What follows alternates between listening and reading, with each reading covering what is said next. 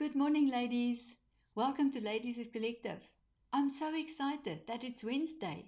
It's our time to gather, grow, and encounter God together.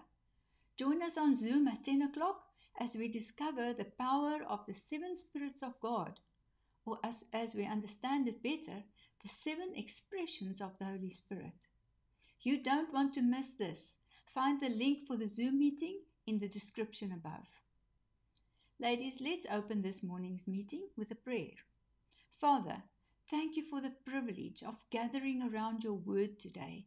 I pray that the Holy Spirit will be our teacher, opening our hearts and minds to understand the depth of relationship you desire with us. Draw us closer into intimacy with you every day. Bless this word, Lord, and let every heart be saturated with a desire to walk in joyful obedience to you. In Jesus' name, amen. Last week, we shared about intimacy with God as one of the keys to receiving and walking in the seven spirits of God. I promised that this week we would explore who those seven spirits are. The seven spirits of God rested on Jesus, and the closer we walk with Him, the more His Spirit is released in us. This happens through staying in relationship with Him, through prayer, worship, and abiding in His Word. It's important to understand that while the seven spirits of God might sound similar to the spiritual gifts we read about in Scripture, they are actually quite different. Each has a unique role and purpose in how God works. The seven spirits represent different expressions or dimensions of the Holy Spirit's nature. Sometimes Scripture even shows them operating alongside heavenly messengers. We see a clear distinction between the 9 gifts of the Spirit listed in 1 Corinthians 12, which are the word of wisdom, word of knowledge, faith, healing, miracles, prophecy, discerning of spirits, speaking in tongues, and interpretation of tongues. And then the sevenfold spirit described in Isaiah 11 verse 2, Isaiah names them as the Spirit of the Lord, the Spirit of wisdom, the Spirit of understanding, the Spirit of counsel, of might, of knowledge, and of the fear of the Lord. These 7 describe the fullness of the Holy Spirit that rested on Jesus. When we look at Jesus' ministry, we see that he wasn't just operating in a spiritual gift here and there. He carried the fullness of the Spirit. Jesus didn't just occasionally give a word of wisdom. He walked in the spirit of wisdom. He wasn't only anointed for a moment of healing. He was anointed with the Spirit of the Lord and power that continually rested on him. That's a key difference. The gifts of the Spirit are distributed by the Holy Spirit to believers as He wills, for specific times and purposes. But the 7 spirits of God didn't come and go on Jesus. They always abided on Him in fullness. So what does that mean for us? The gifts of the Spirit, as Paul explains in 1 Corinthians 12, are manifestations of the Spirit given to believers to serve others and build up the body of Christ. They are tools empowered by the Holy Spirit for ministry. But the 7 spirits describe the nature, character, and empowering presence of the Holy Spirit Himself. They speak of character, intimacy, alignment, and maturity under the fullness of His Spirit. You could say the gifts of the Spirit show what the Holy Spirit empowers believers to do.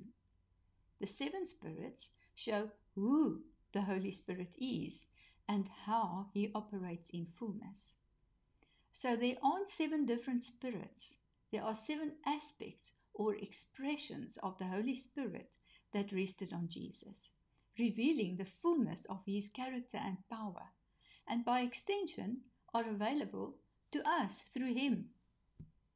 Isaiah 11 verse 2 describes them, and Revelation also refers to them symbolically.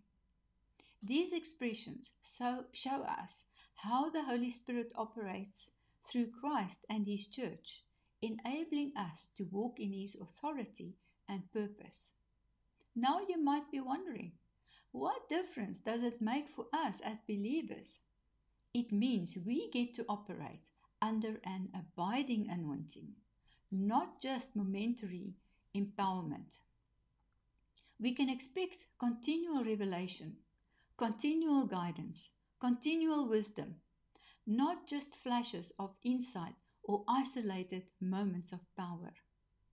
How do we walk in the seven spirits of God? It doesn't happen by striving or trying to get each one separately. They're not something we possess or control. They're the natural overflow of the Holy Spirit's work as we yield to Him. It begins with intimacy with Jesus. John 15 verse 4 says, "Remain in me as I also remain in you."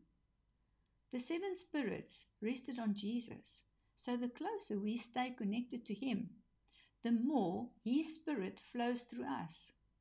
We also need to continually invite the Holy Spirit to fill us.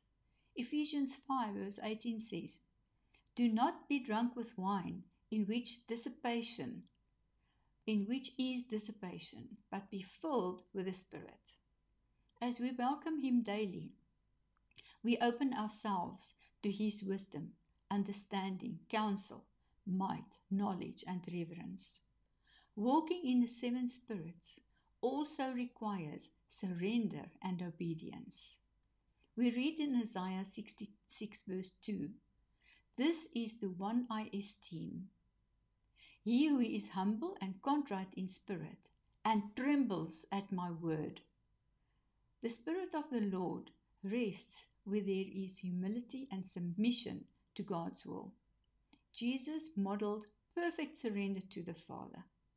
So the more we yield, the more space the Holy Spirit has to work fully in us. These qualities, wisdom, understanding, discernment, and godly fear, also grow over time as we walk with God, obey His word, and allow Him to shape our character. And finally, we need to desire the fullness of the Spirit for God's glory, not for personal gain. James 4 verse 3 warns us, "When you ask, you do not receive, because you ask with wrong motives." We seek these things so that Christ may be glorified and His purposes fulfilled through us, not for titles, power, or prestige. In short, the seven spirits of God are not a formula or a checklist. They're the natural result of living close to Jesus, welcoming the Holy Spirit's work, walking in surrender, and growing in maturity. Let this be our desire. Holy Spirit, I welcome the fullness of you, of who you are in my life. Let your wisdom, understanding, counsel, might, knowledge, and the fear of the Lord rest on me. I yield to you. Work through me for your glory. And then I want to leave you with one beautiful picture from Revelations 5 verse 6. "Then I saw a lamb, looking as if it has been slain, standing at the center of the throne. He had 7 horns and 7 eyes, which are the 7 spirits of God, sent out into all the earth." This shows us that the sevenfold Spirit is still at work today, sent out into all the earth, and accomplishes God's purpose through Christ and His people. Ladies, Diarise Wednesday morning, as we are going to explore each of these 7 spirits individually and see how they show up in practical ways in our lives. Not to be missed. Thank you for being here.